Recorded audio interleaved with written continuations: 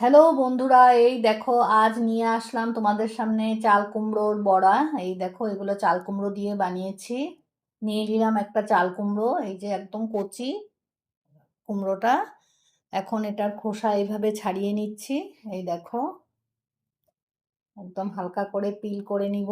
একদম নরম কুমড়োটা। এইভাবে খোসা ছাড়িয়ে নিয়ে তারপর এটাকে এই মিডিলে এইভাবে কেটে নিলাম।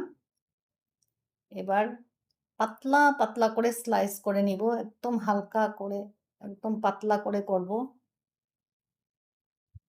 এই তো করে নিলাম। এখন একটা বাটিতে নিয়ে নিয়েছি বেসন আর নুন, হলুদ গুঁড়ো, লঙ্কা গুঁড়ো, তারপর দিয়ে দিলাম কালো জিরে।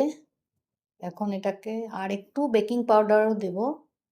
দিয়ে চাইলে এটাতে চাউলের গুঁড়ি দেওয়া যায়, চালের গুঁড়ি দিয়ে দিলেও হয়, ভালো ভালো হয় আরও। আমি দিলাম না।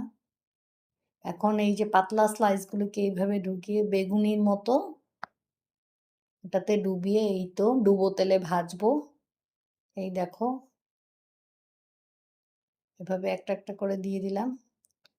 একদম ক্রাঞ্চি খাস্তা বড়া, এই যে ফুলে ফুলে উঠেছে, খেতেও ভালো লাগে আর একদম নরম ছিল চাল কুমড়াটা।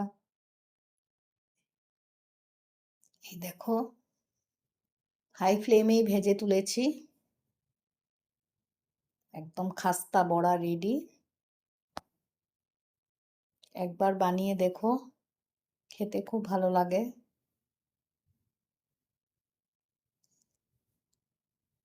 দেখার জন্য অনেক ধন্যবাদ।